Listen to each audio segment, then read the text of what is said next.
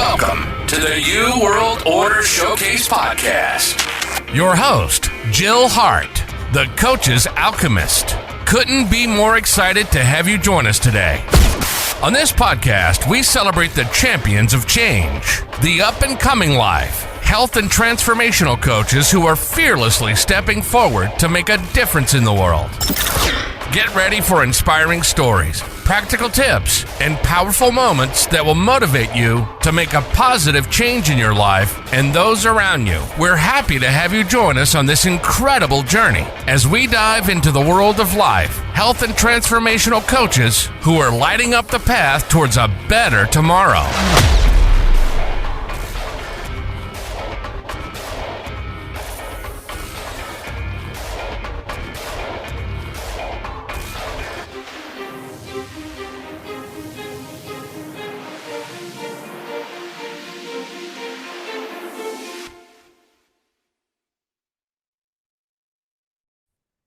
Hi, and welcome to the New World Order Showcase Podcast. Today we have with us Dinky Smith. Dinky is an author, a grief guide, and she's still an active realtor, and she has a few other little side jobs she does. She's quite a busy woman, and we're really honored to have her join us today to talk about her experiences going through grief and how it's kind of shaped her life differently than she probably had intended before that fateful day. So welcome to the show, Dinky. It's so great to have you here. Thank you, Jill. I'm very excited to be here. So do you want to start off with just telling the audience your story? Because it's pretty much where the whole thing begins. Yep. It was my birthday, May 14th, 2011. And we had all the kids over here, all the grandkids. And the house was just bustling with laughter and food and TV and noise, anything that you can imagine. And when it was time to go home, everybody was heading out the door, except for the residents of the dungeon, which is, my basement. And there were 5 living down there at the time, and 3 adults and 2 of my grandkids. And my daughter, Lily, was getting ready to head home, which is north to Denver from Colorado Springs. And her daughter, Dyra, 12 years old, I really wanted her to stay and spend time with her cousins. So my daughter, Lily, agreed to it. And it's like, yay. So then I told her I'll bring her home on Monday, no problem. And we did our I love yous and see you later. And I got to hold her because I would always give her a big hug and sing "You Are My Sunshine" right in her ear. And she said, "Mom, you're singing right in my ear again." And I said, "I know, I just want you to get the message." And anyway, she headed out the door, left her daughter here, and her daughter ran downstairs because it was going to be fun. And the laughter continued, and my husband and I went to bed. And about 4:30 in the morning, the phone rang, and I ignored it because I was sleeping. I enjoy my sleep. It rang again. My husband said, "Get up and answer the phone." So it was sitting across the room, and I got up, and it was my brother. He said, "Can I talk to Rick?" And I said, "Sure." So I didn't have any problem handing the phone over to him. Well, he got up real quick, went outside, and he came back in. And he said, "I need you to wake up and pay attention." And he said to me, "Something's happened to Lily." And I said, "Is she okay?" He said, "No, Lily died." And it was from that point on that I didn't know who I was anymore. I started screaming, I started crying, and I dropped to my knees, and I said, "It can't be Lily. They've got the wrong person." And my husband said, "No, they've got her ID. It's her." So anyway, what had happened is a drunk driver turned the wrong way to an oncoming lane of traffic and started going down a very long exit. and people were calling saying, there's somebody coming down the exit the wrong way. And the last guy said, you don't need to, hurry, because this driver has already killed somebody. So it was driver headlight to driver headlight, and my daughter was killed instantly. The impact made her entire organs and everything else just jelly. And to make a long story short, I lost a 31-year-old adult daughter on my birthday in 2011. Her daughter became an orphan because she had already lost her dad when she was 8, then her mom when she was 12. We went through the next few years trying to figure out the how, the why. I was mad. And that's why I called my podcast, my business, everything, the F word, because I was pretty effed up at that time. And I was going through frustration. I lost my faith. My grief turned into a fantasy, which is where I was stuck, and I couldn't get out of it. And then my oldest daughter said to me, Mom, don't you see me anymore? And I didn't. I was lost. I was numb. And I didn't know me anymore. I just went around angry, and the toxicity from my anger spewed out onto everybody, and it made them walk on eggshells. They were afraid of me because I was so angry. I was ferocious. I was fiery, and there wasn't a single thing that didn't happen to me that I fell victim to everything. I could not manage my own self. So after my daughter said that to me, I decided to do some research, and I went from having one book, which was on real estate, well, 2. One was the Bible, one was my real estate book. And I now have a full library of mental health books, grief books, self-improvement, anything you can begin to imagine. I have really built up my library. I've read every book, and there's stories of people that have, endured so much, and maybe they had a support group. Well, I did have a support group, but I turned them away. They wanted to put me in, in rehab so that I could get help. And, there was a big fight. Do it, don't do it. But the drugs that I was on caused me to just be in a fiery state all the time. And I didn't have really good control. But after I started coming out of my 7-year grief, I started to see the world again.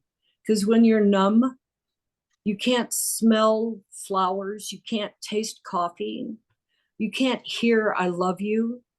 There's just a lot of things you miss out on. And I was going through that, and it was really a horrific time. And I made a lot of bad decisions. I can tell you, if a person doesn't have control over what they're doing, they can lose control over everything. And I just about did that. But I was able to see the path of, destruction I had behind me. And I started working on it.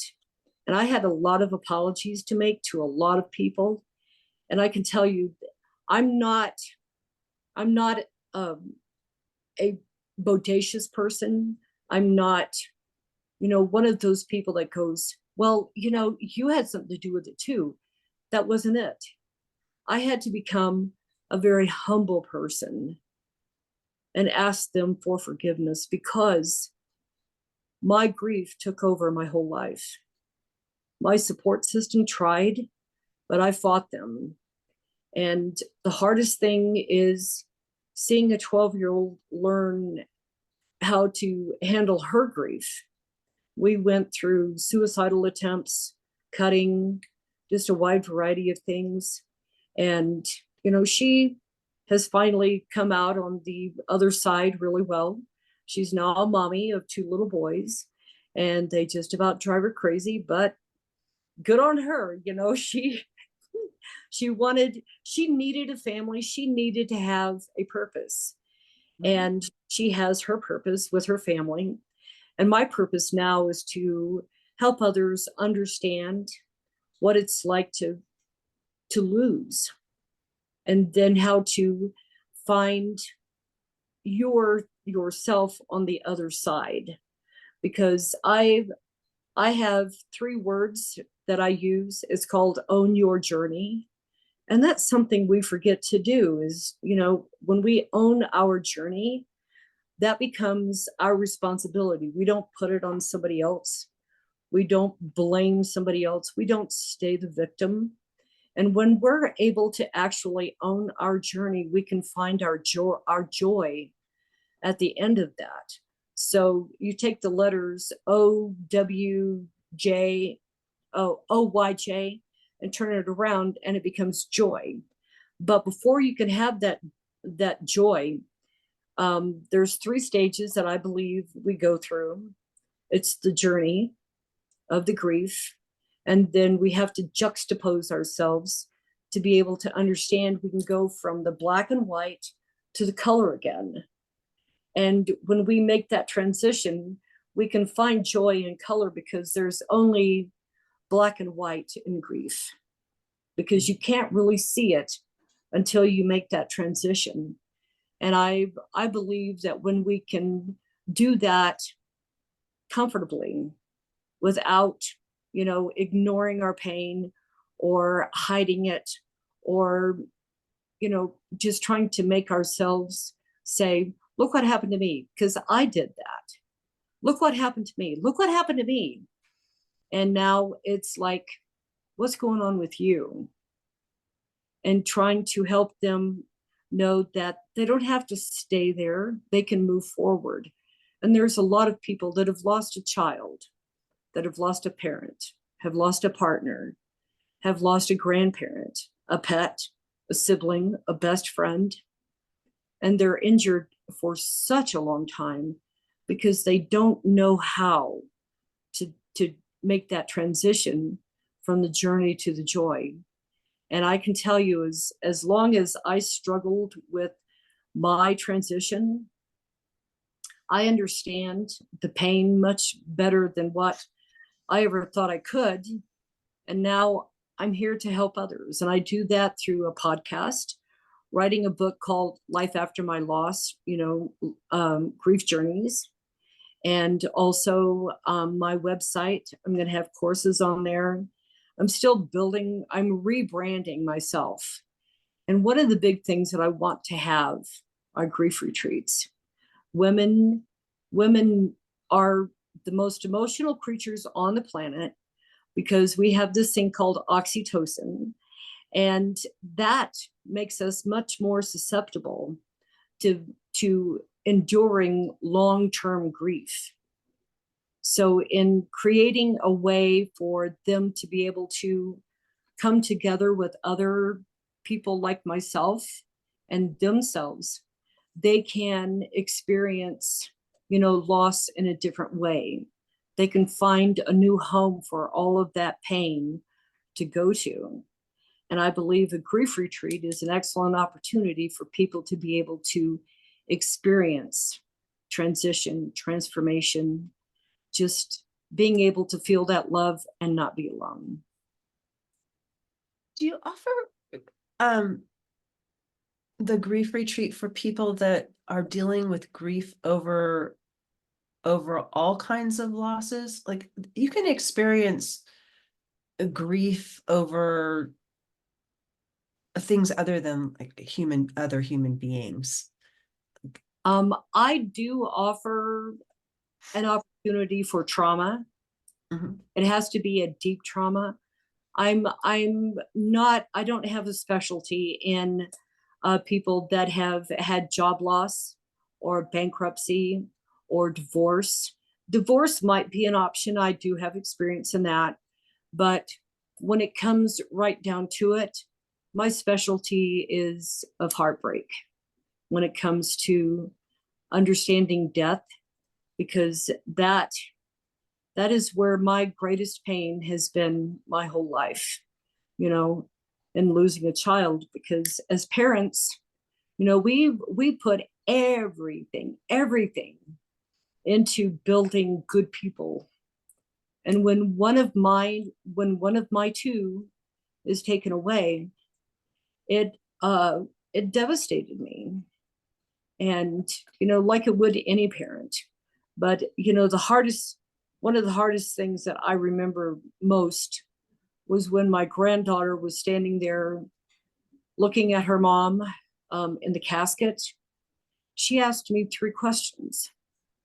She said, "Bama," that's what I have my grandkids call me. "Bama, why does mommy smell funny?" And I answered her question. She said, "Bama, why is mommy cold?" And I answered her question. And the one that is branded in my brain forever is, "Bama, how do we get ashes?" And even though we had explained this to her before, the reality, you know, when you're not in that position, you know, here's a little girl, she wants to know how we get ashes. And I told her, and I said, "They're going to burn mommy's body." And she had nightmares for the longest time after that. And even though we had told her, it still hurt her so bad, because, you know, that was her mom. And I said, "Mommy's no longer with us in her physical body, but mommy will always be forever with us with the treasured memories that we have." And that's why my book called, you know, Life After My Loss of a Loved One, you know, Grief Journeys, is going to be so important, because I'm leaving a legacy behind for a child that had lost both parents. And it's a legacy for other people to be able to go. That is really, really sad. But at the same time, I now have a beautiful outlook on life. I can laugh now. I can joke. I'm not as, you know, tensed up as what I used to be. I was able to find inner peace. And that's what joy is inner peace. Wow, that's a lot. It is. I can't even begin to imagine what it would be like to walk in your shoes. I came close. I have a son, and I got that call at 10 o'clock at night saying he's been in a car accident, in a truck accident. And he was driving back from Wyoming. He was working in Wyoming, and then he would come back to Idaho on the weekends. And I was talking to the officer, and I just was waiting for the next words out of his mouth. It's scary. It's like, Just, what's happening? and he doesn't remember, and this has been a few years ago. He doesn't remember the accident at all. But just the process of going through that, and processing the loss of someone that you're so connected to. I have 5 children, and I couldn't imagine losing any of them. It's like, so did your marriage survive this? Barely. I'm married to a very patient person. He's put up with a lot of stuff. When I was going through my severe grief time, I was trying to find a place to put roots. And because I was so dysfunctional, I couldn't put a root anywhere. Mm-hmm. I was just like, I was floating, and I could not find anywhere I was comfortable. I even went and got my life insurance. I was actually a full-fledged insurance agent, because I wanted to help other people, you know, not have, you know, the lack of life insurance, because my daughter didn't have any. So we, you know, I went and did that. I just put a lot of hats on, and before long I was, I was doing everything. But then I stopped because I didn't know where I was going or what I was going to be doing. And now I'm so fully committed to this. And my poor husband, he's put up with he has put up with, you're doing what? And I tell him, and he just patiently, deals with, my financial disposition. It's hard right now, but I know this is what I'm guided to do, and I'm excited about it. I'm a little nervous about it, but I also know that this is what I'm supposed to do, and I'm fully committed. I just have to have, authors that want to pop in and help me out, and people that would love to go to grief retreats. I have so many special activities planned for that. I have to be near water. I think water is one of the greatest resources for healing. And, for me, that when I'm not a shower person, I'm a bath person. And when I get into a bath, it's like I just release everything. And I've just learned so much about this person I am today. And pretty soon coming up, I will be 66 years old. And it's like, I'm not ready for that number. But last year I spent my birthday, which was on Mother's Day, at the cemetery with my granddaughter. That's where my 65th birthday was. And, I was happy to share that with her, but it was like a really sad, it was sad in so many ways, because I didn't get to celebrate how most people would do. But I'm okay with it. It's part of my life. It's part of my story. And if we don't learn how to understand our story, we just kind of get lost. And for me, I've learned so much. It's like, wow, what's next? Bring it on. I've been a stepmother and, a grieving mother, so there isn't too many things I can't handle. Right. So I'm wonderfully happy, and I'm no longer mad at God. I was mad at him for a while, but then I realized, God's actions are up there. He gives us time here, and whatever other humans do to other humans, it's not me to blame God. It's me to understand that he gave us our time here. And Lily's time was up, and now she's serving a greater purpose. Her memory is going to be living with everyone for a long time. So I'm very honored to have been her mom.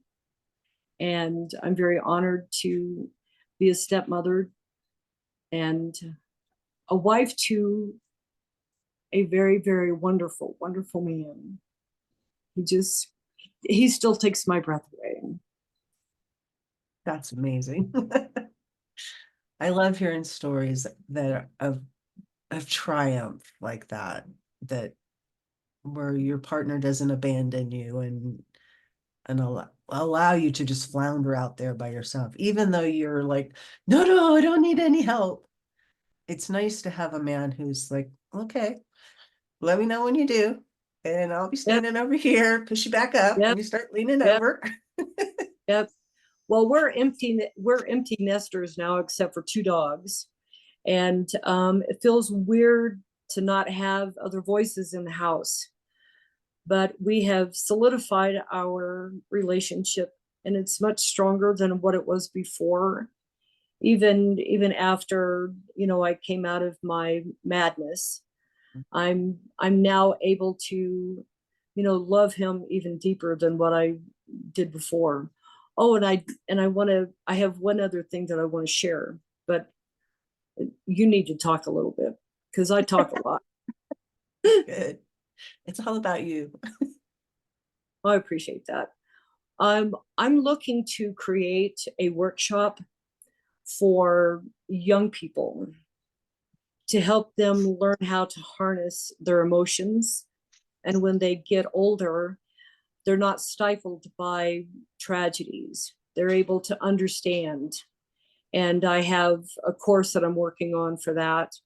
And I want to be able to help young people live a better life without, facing tragedy and trauma in, you know, in threatening ways to their own well-being.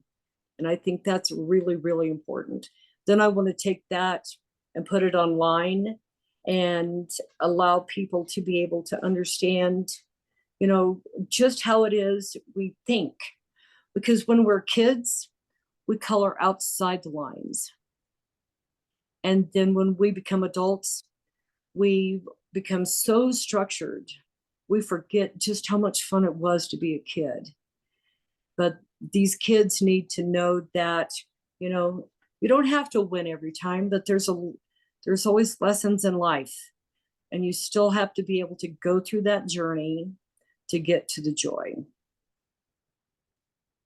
And there is joy in the process. I think your idea is a really good one. I know that suicide among teens is like off the charts these days.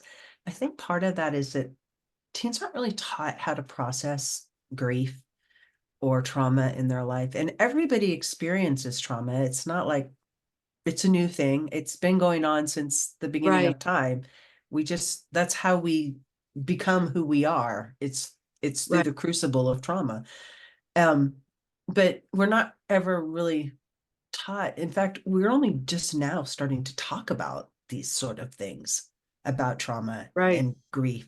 In the old days, back in the early 1900s, when a woman was in the condition you were in, they would lobotomize you. Yes. And that's where most of those lobotomies happened, were for grieving women, or women that were struggling to find their place in the world. There, At least now we're talking about it. yep. I did a lot of research on um, ancient um, ancient treatment for mental health. It Mhm. is crazy. They considered witches to be, unstable for communities, and they would do so many things to them. But what? The witches, I want to share one point. The women that were called witches were generally women that were independent. They were the pharmacies of most communities, Absolutely. and they were the uh, birthing moms, the Yeah. midwives. Midwives, absolutely. They Yep. had a tremendous amount of knowledge, and they generally were threatening to men, and that's why they were called witches Right. and And killed in and gruesome ways. it was the potions and the medicinal treatments that they put together from their surrounding areas, and they knew what they did. They knew what how they could help.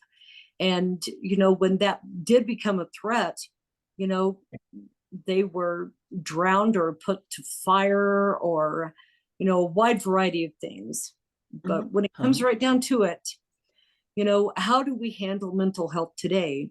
We have kids that, the youngest person that ever actually committed suicide was a 6-year-old. She told her parents, I'm going to go kill myself, and she did.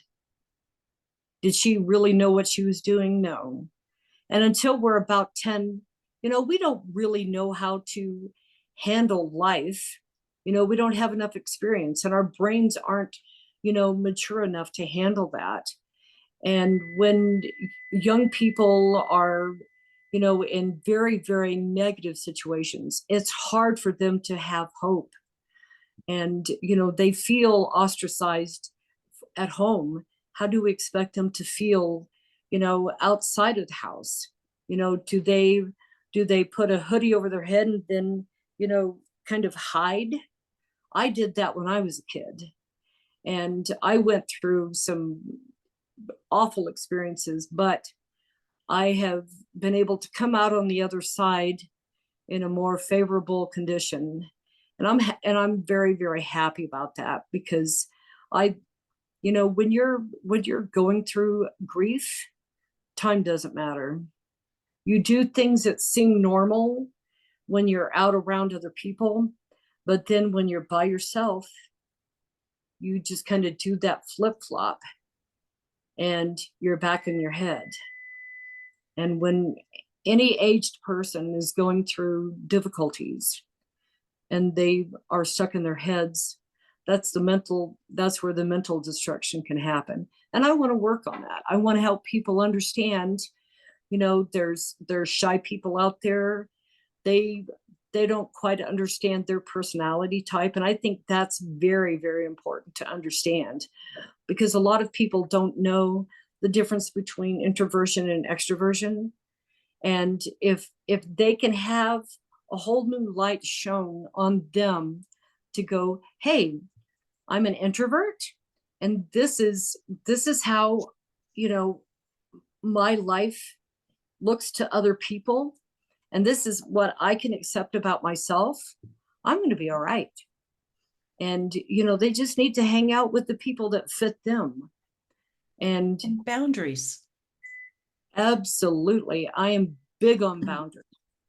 I am big on understanding how people can understand, my bubble and your bubble. The only people that really get debubblified would be, parents when they're holding their child or another loved one. But, when it comes right down to it, we just need to understand our mental wealth a lot better, because we can build on that or we can destroy it. We can put it in the red real easy. And just being aware of what you're thinking about. Sometimes, especially I think when you're in grief or in trauma, you tend to go into your head and let all of the thoughts run rampant in there. And you're creating all of these realities for yourself that don't actually even really exist. Right. But they exist in your head. And because they exist in your head, they're reality for you. And until you can, there's a verse in the Bible that says, take your thoughts captive. Until you take your thoughts captive and you really focus on what you're thinking about and you recognize it. Hey, I'm thinking about this. Let me make a decision here. Is this serving me or is this causing me to go into a spiral? Yep. Well, I know that I used to think yoga was hokey, and I used to think meditation was hokey. I can tell you both of those are now practices in my life. Mm-hmm. I may not do it in their traditional manners, but it is so important for people to, take care of their mental well-being as well as their physical well-being. And sometimes we work ourselves to death. Sometimes we worry ourselves to death, but there's ways to handle life a lot better than just, not thinking about what you're doing, because the moment is where we are at. The past is behind us. That's not what you want anymore. You want to look forward. It's not what I had, it's what I want. And that's a big picture, but even the big picture has to be built upon. Yeah. And you only exist in the present. Yep. The future never happens. There's only the now. Now is all that ever happens. Right. Just one now after the other. So with your guiding and your retreats, do you have them set up yet? Are you actively looking for people to come and join you in a retreat, or are you working on setting it up? I can I haven't advertised it yet. Mm-hmm. And the reason is because I'm a little chicken to start it.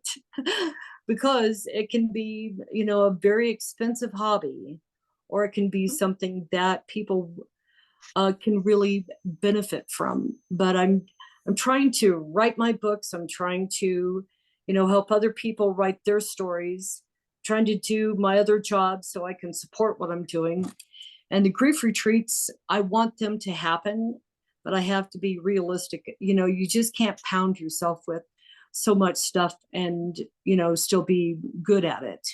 So I've got to finish up my story and finish writing, other stories, because I actually interview people to get their story. Because when you tell your story, you're not including the voice tone, the facial expressions, the body language. And that's what I capture. Because to me, you can't always tell your story the way it needs to be read or shared with others. And I think that's a beautiful part of my part of sharing a story. Is that what you do on your podcast? Do you interview people on your podcast? I'm going to be doing that, but my first punch is to actually put myself out there a little bit more. And it's scary. It is scary. I'm not afraid of doing it in a way.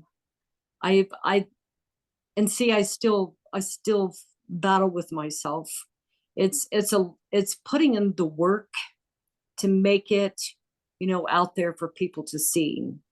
And, like I said, I'm doing, some financial struggles right now, but, I work day in and day out, and, that's all I do is just work.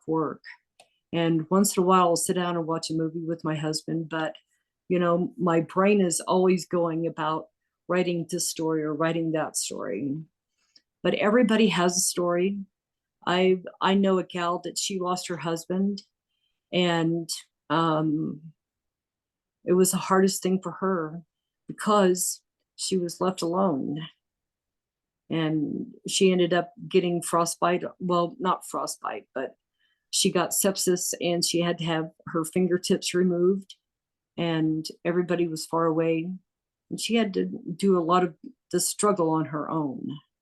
And it was, difficult for her. But, she's doing much better now. She is not as mad as she was. But we get mad. That's all part of the process. Indeed. So people can find you at dinkysmith.com. And I'm also going to leave the link to your Amazon bio in the show notes, because I want people to be able to read your bio, but also be able to find the books that you've contributed to and purchase them. And also, by the time this episode actually drops, it'll be in July, and you'll probably have a large amount of work on the website, dinkysmith.com, done. Yeah. Oh, I should. So we'll leave them. I do. I'm doing everything myself because I'm one of those, people that I have to dot all the I's myself, cross all the T's myself. And then, changes that need to happen, I can hire somebody to help me with that. But, everything is all about time. How much time do you have? It's that dash between the year you're born and the year you die. So and it's such a small thing. The dash is so small, but it holds so much. That's what's crazy. Yeah. Thank you for that visual, because I think I'll remember that forever. The dash that holds your whole life. Yep. It's not very big, but man, it has so much impact. That's, that's the person that's there, that you're not going to have anymore. Such a small thing, but it's such a big thing. Yeah. It's so huge. So what's the one thing you want the audience to take away from our conversation today? We've covered a lot. Yes, we have. I think the biggest thing is that in order to love yourself, you have to take good care of yourself, and that includes your mental health. Too often we just work and buy stuff, and then, is it used? Is it appreciated? We just have to learn to love ourselves and appreciate ourselves a lot better. And that's only done through the power of understanding your own mental health. And that's where I come in, because I understand what it's like to have shattered mental health and how to come from the bowels of, grief. I hated that, because that was not who I was. I used to be a very happy, outgoing, social butterfly, and then I became cocooned. And now one of my favorite representations for who I am is a dragonfly.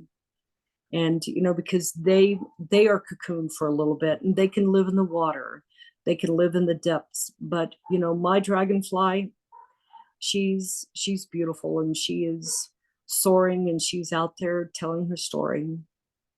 So at one of my at my grief retreats, I actually want to take a shawl and project an image onto a wall and let people trace that out, and then paint their own dragonfly, and they can have that forever. And I think dragonflies are so beautiful, and you don't get to see them all the time, but the beautiful you needs to come out. And I think dragonflies are good representations of that. Very beautiful. Thank you so much for joining me and sharing your story, Dinky. Thank you. And hopefully by the time this does air, I will have changed parts of the world. Thank you so much for tuning in to another empowering episode of the You World Order Showcase podcast. We hope you've enjoyed hearing from our incredible life, health, and transformational coaches who are making a profound impact on the world. Remember, change begins with you, and you have the power to transform your life and the lives of others. If you want to take that next step and unlock your true potential, visit thecoachesalchemist.com, where you can find the 3 ways we can help you for free to spin your talent into gold with clarity, a system, and a plan. Don't forget to hit the subscribe button so you never miss an inspiring episode. And if you enjoyed today's show, we'd greatly appreciate it if you could leave us a review on your favorite podcast platform. Your feedback means the world to us and helps us reach more people with our positive message. Stay connected with us on social media for updates, behind-the-scenes content, and upcoming guest announcements. You can find us on Facebook at the You World Order, or simply visit thecoachesalchemist.com.